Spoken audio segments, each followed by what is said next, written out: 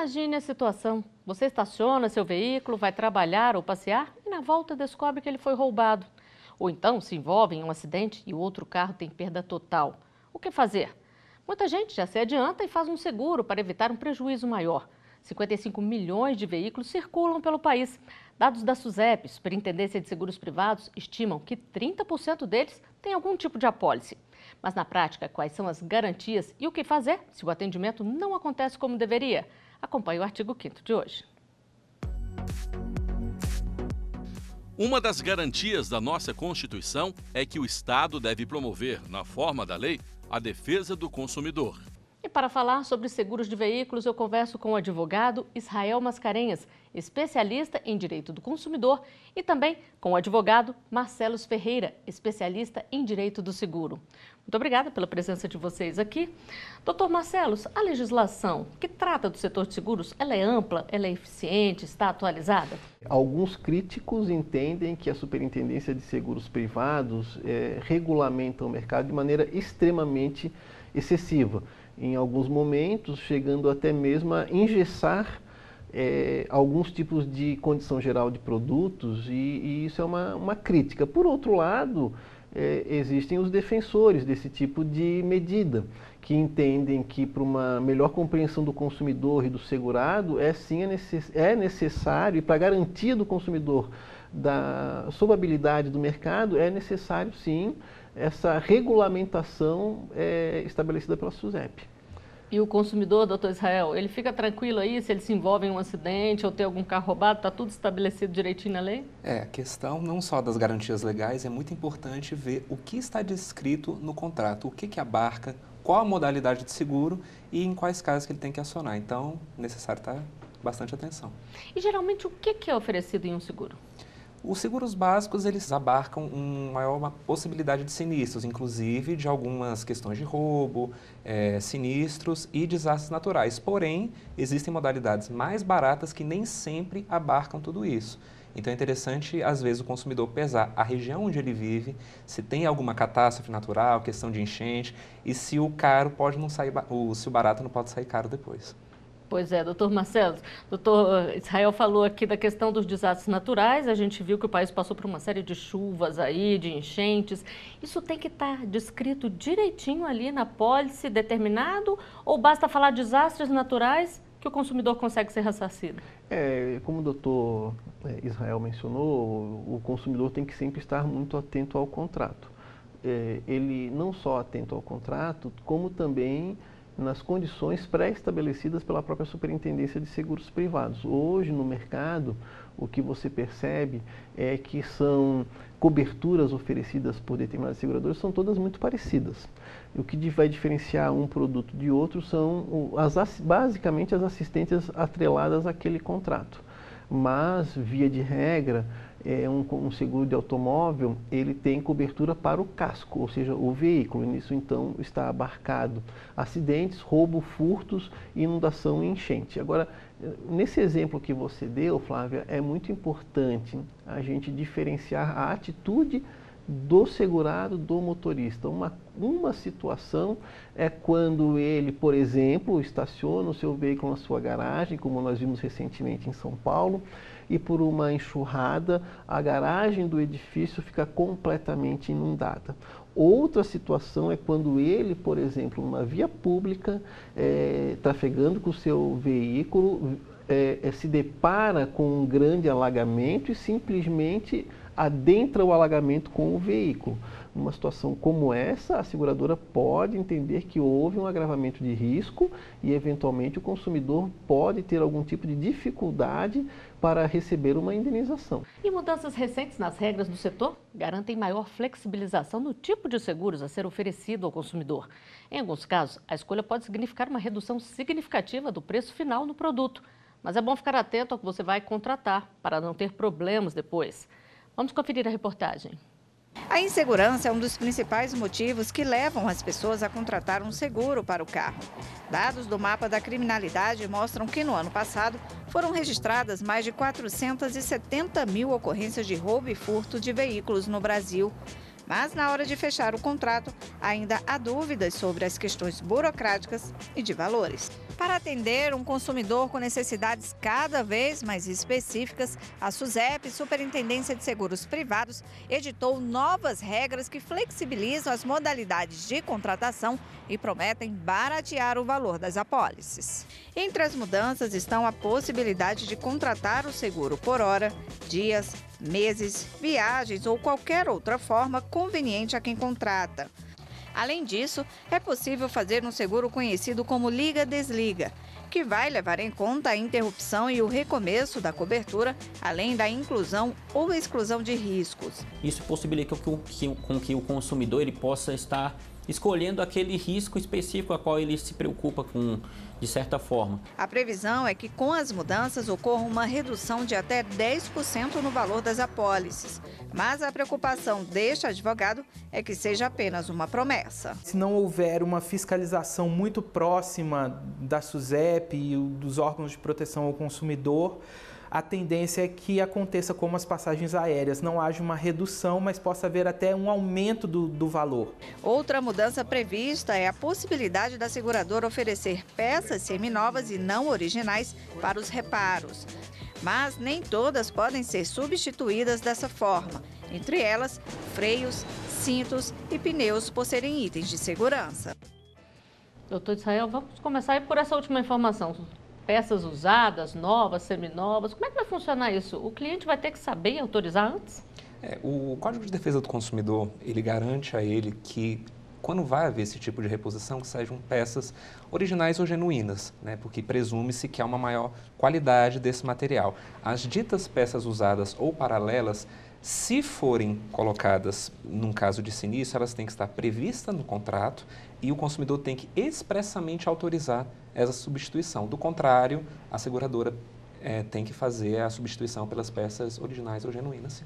Doutor Marcelo, explica pra gente então qual que é a diferença aí, peça genuína e peça original. Peça original é aquela que vem produzida por uma determinada fábrica e com a logo da montadora. E a peça genuína é aquela peça fabricada pela mesma empresa da montadora, mas sem a sua logomarca da montadora. Simplesmente isso. Ela é produzida com os mesmos padrões de qualidade, seguindo as mesmas regras de produção da ABNT. Bom, vamos falar agora então desse seguro novo aí, liga-desliga, intermitente, por demanda, são vários os nomes. Como é que isso vai funcionar na prática? Olha, isso na prática é uma grande incógnita. A Superintendência de Seguros Privados regulamentou essa prática a partir da circular 529 e ela permite esse seguro minuto a minuto. A maioria das seguradoras ainda não está comercializando esse tipo de produto em razão dos mecanismos necessários para se averiguar, para que se tenha certeza do determinado momento em que ocorreu um acidente ou um evento coberto pela apólice e se aquele momento o segurado de fato estava com o seu seguro acionado ou não. Então isso exige uma série de adaptações das próprias seguradoras para que, eventualmente, num caso de litígio, o judiciário não entenda que houve uma fragilidade no procedimento da seguradora e, por qualquer motivo, julgue procedente o pedido do consumidor. Outra preocupação grande do mercado é com a possibilidade de fraude. Eu costumo dizer que para uma seguradora bem estruturada, o pagamento de sinistros não é nenhum problema, porque isso está matematicamente previsto. Mas o que os matemáticos não conseguem prever é fraude. A fraude realmente preocupa o mercado segurador de maneira geral, porque isso não tem como ser precificado.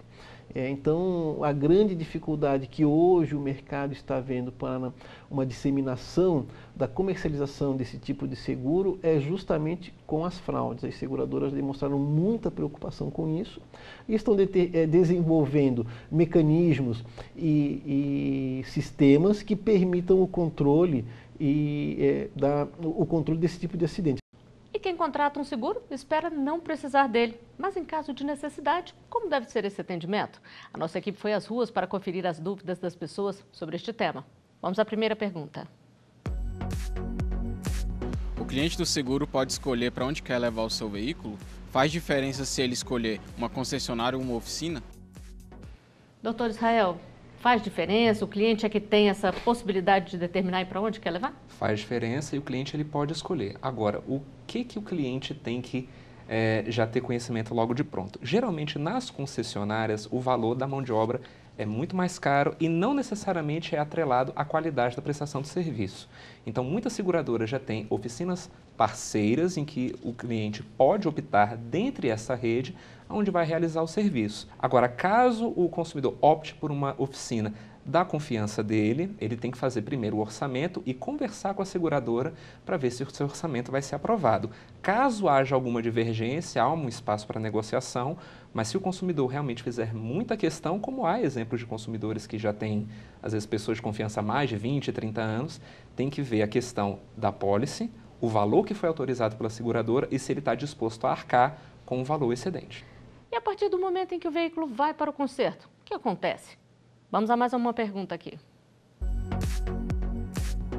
A seguradora tem um prazo máximo para consertar o carro do cliente? Doutor Marcelo, é determinado esse prazo máximo? Sim, tanto pela Superintendência de Seguros Privados como pelas próprias apólices contratadas pelos consumidores. O prazo máximo é de até 30 dias. Evidente que a seguradora, numa determinada situação de falta de uma determinada peça, isso é considerado uma excludente. E esse prazo pode se estender, né? Existem alguns tipos de veículos com um prazo de fabricação um pouco maior e determinados tipos de peças que você não tem a pronta entrega no mercado. E isso tem que ser, às vezes, encomendado até com os fabricantes fora do Brasil, dependendo do tipo de carro. E isso pode demandar algum tempo. Então, via de regra, são 30 dias, dependendo do tipo de sinistro e das peças necessárias de reposição, esse prazo pode ser estendido. Agora, se começar a demorar demais, qual que é a responsabilidade da seguradora aí? Se a desídia da seguradora implicar em algum tipo de prejuízo ao consumidor, ela pode ser responsabilizada por esse fato. Mas sempre vai depender de um nexo de causalidade entre a ação ou omissão da seguradora e os prejuízos suportados pelo consumidor. Doutor Israel, e os gastos que o consumidor tem enquanto o veículo está sendo consertado? Mesmo que seja no prazo ali, a seguradora tem que ressarcir o que ele gastou, por exemplo, com transporte? Quando o consumidor geralmente escolhe essas empresas parceiras, uma das coisas que as seguradoras colocam é essa questão de fornecer transporte. Às vezes um carro reserva com um desconto ou às vezes até sem custo para o consumidor, alguns tipos de vale, como desses aplicativos de transporte. Agora, se há uma desídia, se há uma falta de prestação de serviço de uma maneira que não, digamos assim, uma linguagem mais comum, não se importe com o consumidor, não o respeite, o consumidor, se houver perdas e danos, às vezes em relação ao trabalho, ele trabalha com aquele veículo, às vezes ele usa aquele veículo para se locomover, teve prejuízo no trabalho, teve outras questões, é necessário que ele tenha isso documentado e antes de acionar a justiça, antes de ter uma atitude mais incisiva, realmente tentar negociar com a seguradora, se for o caso, procurar a SUSEP, que tem canais de comunicação específicos para poder tratar qualquer tipo de questão administrativa e, caso não seja resolvido, buscar os seus direitos. Nós temos mais uma pergunta feita nas ruas. Pode mostrar aqui.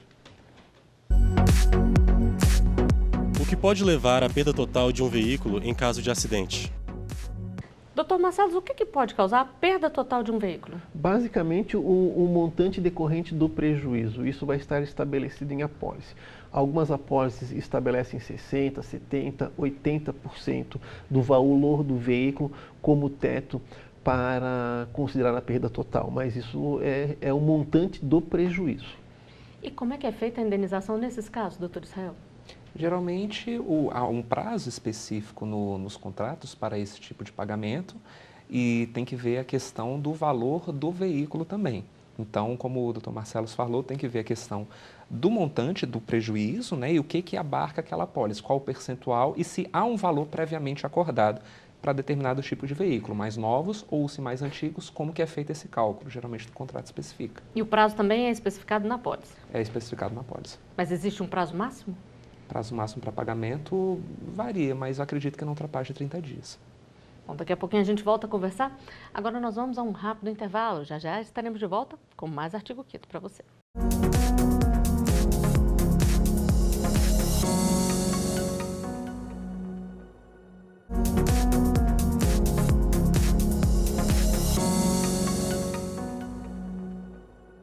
O Artigo 5º está de volta. No programa de hoje a gente fala sobre seguro de veículos. Aqui no estúdio eu converso com o advogado Marcelo Ferreira, especialista em direito do seguro, e também com o advogado Israel Mascarenhas, especialista em direito do consumidor. E é muito importante o consumidor fazer a parte dele na hora de contratar o seguro. Ou seja, tem que responder com toda a sinceridade ao questionário que é feito pelo atendente. É com base nestes dados que são determinados os riscos do segurado e o valor da pólice. Vamos conferir a reportagem. Ter seguro no carro porque qualquer acidente, qualquer situação que possa ocorrer, né? Eu acredito que é um prejuízo menor, né? Me preocupo com a segurança, o carro é segurado, seguro total para passageiro, motorista. Garantir que não vai perder o valor investido no carro é o principal motivo para a contratação de um seguro. Mas na hora de fechar negócio, é importante não omitir nem mentir sobre nenhuma informação para pagar mais barato na apólice. As principais regras são estar com habilitação e licenciamento em dia, citar na apólice todas as pessoas que vão dirigir o veículo, sempre respeitar as leis de trânsito, principalmente não ingerir bebida alcoólica antes de dirigir, e informar se o carro é de uso particular ou para transporte de passageiros e cargas. Esse advogado explica que qualquer informação falsa anula o contrato, porque o que vale é o princípio jurídico da boa-fé. Omitiu, mentiu para a seguradora, ele terá automaticamente o sinistro negado pela companhia seguradora. Doutor Israel, situação complicada aí, né? A pessoa mentir para a hora de fazer um seguro ali pode ter problemas, né? Pode ter problema e como foi abordado bem na reportagem, quem geralmente faz esse tipo de omissão é buscando um seguro mais barato. Então é muito importante que a pessoa fale realmente quem vai dirigir o carro, porque é uma questão que comumente às vezes a gente empresta o carro para alguém dirigir e acaba se esquecendo, não, meu carro é segurado. Mas será que abarca aquela pessoa para quem você está emprestando o carro? Tem a questão também da responsabilidade. E se a pessoa que está dirigindo causar um dano a terceiro? Então será que isso vai estar coberto pela seguradora? Dificilmente, a não ser que haja uma cobertura maior. Agora, se for uma situação eventual ou uma emergência, por exemplo, aí é diferente? É diferente. Então, geralmente, um caso que eu já vi é uma pessoa passando mal. Então, ela, digamos, havia o dono do carro e essa pessoa precisava ser socorrida. Então, claro que há uma análise de caso a caso. Então, você tem as previsões contratuais expressas, mas causas supervenientes ou causas de emergência devem ser analisadas e conversadas com a seguradora também antes de tomar qualquer tipo de medida drástica. E as seguradoras têm mecanismos de descobrir ali como é que o segurado dirige no dia a dia para poder ter um perfil melhor, para poder precificar mais de acordo com cada condutor? Com certeza, Flávia. Isso hoje está sendo praticado nos seguros tradicionais pelo mercado segurador. O segurado ele tem que concordar com a instalação ou no seu celular ou no veículo de algum tipo de inteligência artificial que vá dotada de telemetria, que analisa como aquela pessoa habitualmente dirige. Se ele dirige de uma maneira mais agressiva, se ele freia bruscamente, se ele costuma observar os limites de velocidade para determinados trechos, ou se ele dirige, de uma maneira mais defensiva. Obviamente, quem a seguradora identificar que possui uma postura mais agressiva ao volante, fatalmente vai ter o valor do seu seguro agravado em eventual renovação. E quem tem seguro sabe que cada ano sem sinistro, ou seja, sem acidentes, pode significar um bônus na renovação. Mas e quando a pessoa sempre utiliza o seguro? O que pode acontecer? Vamos a mais uma pergunta aqui. A seguradora pode limitar o número de vezes que você pode acionar o seguro por ano? Isso pode acontecer, doutor Israel? Você tem duas formas de fazer uma determinada limitação. Você tem quando há um prejuízo parcial, uma perda parcial daquele veículo, então se o veículo é passível de conserto, O consumidor ele pode reutilizar essa apólice. Agora, havendo perda total, você há a perda do bem.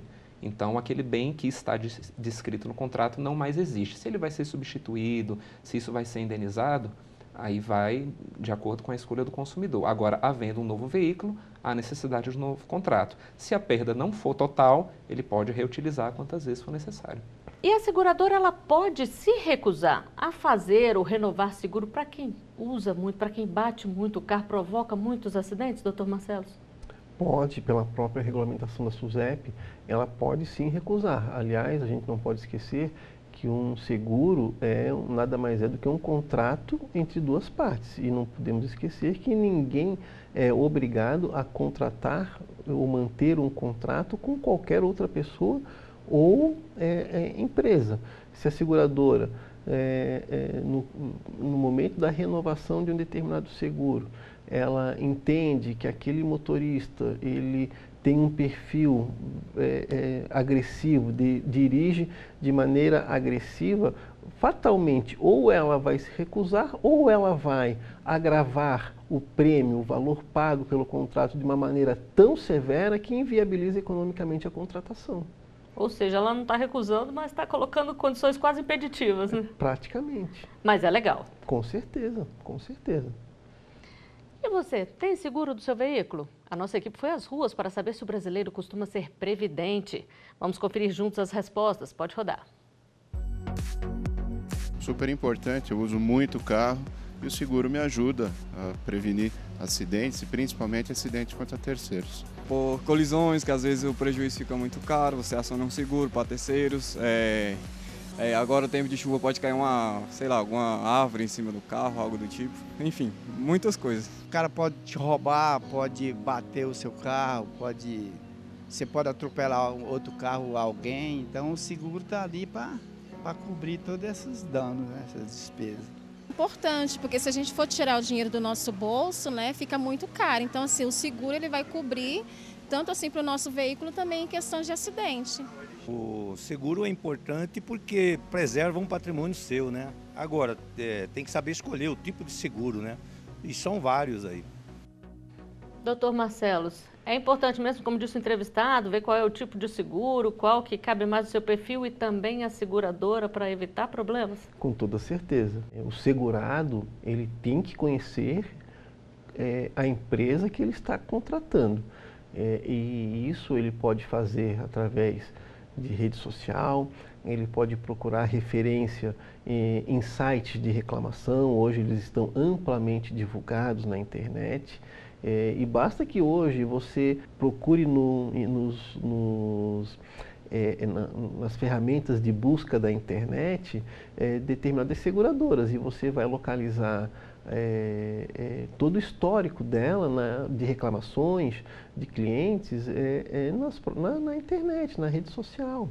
Hoje está fácil acompanhar, né? Porque quem não foi bem atendido reclama logo, né? Com certeza. Hoje o consumidor brasileiro, ele aprendeu, o Código de Defesa do Consumidor, ele está no dia a dia das pessoas. O brasileiro aprendeu a reclamar quando entende que tem determinado direito que foi violado. Então ele procura PROCON, ele procura sites especializados em reclamação de clientes. E uma sugestão que eu faço é que os segurados sempre procurem as ouvidorias das seguradoras. Hoje o judiciário ele está extremamente assoberbado.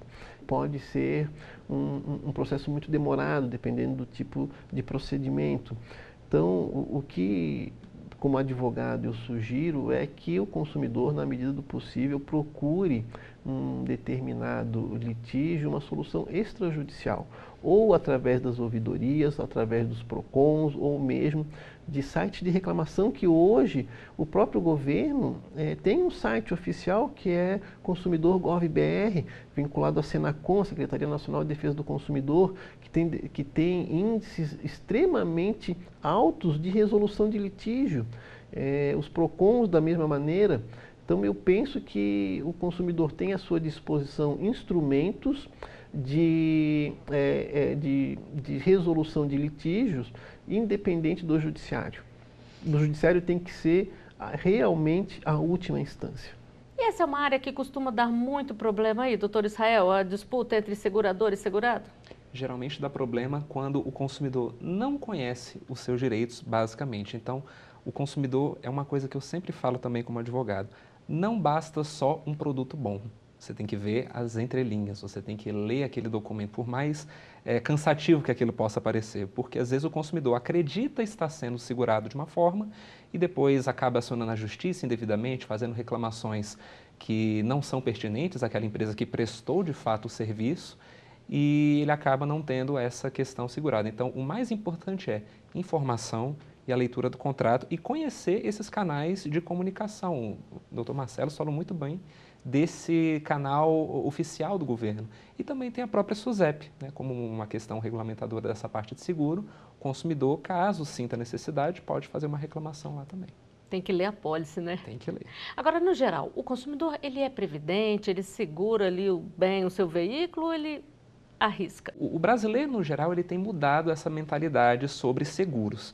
Então, essa parte de veículo, nós somos um país que a malha praticamente de transporte inteira essa parte rodoviária. Então, aqui mesmo em Brasília, você tem um número assombroso de carros e a pessoa está sujeita cada vez mais a eventuais acidentes. Então, questão de mau tempo, a questão do próprio número excessivo de carros. E por mais que algumas apólices ainda possam parecer caras no primeiro momento, no final ela pode sair mais barata num eventual sinistro de perda total. Pois é, doutor Marcelo, tem gente que fica ali defendendo que, em vez de pagar um seguro anual, faz uma poupança. Isso é muito mais arriscado do que você ter ali um seguro? Olha, Flávia, eu vou ser extremamente sincero com você. Eu também já pensei em um determinado momento nessa alternativa, mas eu não recomendo. A pessoa tem que ser extremamente rigorosa com os seus hábitos financeiros. Veja você a situação. Será que numa situação de necessidade, ao fim do mês, uma conta vencendo e você com o dinheiro disponível para fazer uma suposta poupança para um eventual sinistro, um acidente, o que você vai optar? Você vai deixar aquela conta em aberto ou você vai sacar aquele dinheiro que você tem para essa poupança? Difícil saber, né? Muito difícil. Eu sei o que eu faria. Fatalmente eu sacaria o dinheiro e pagaria a conta. E num eventual acidente, de alguma maneira, teria que procurar sem seguro, teria que procurar empréstimos bancários e talvez até uma situação que, ao final, sairá muito mais caro.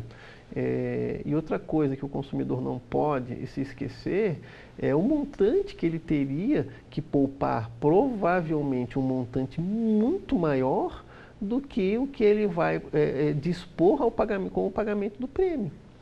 Bom, melhor prevenir, né? Com toda certeza. O artigo 5º de hoje está chegando ao final. Doutor Israel, doutor Marcelo, muito obrigada pela presença de vocês aqui conosco.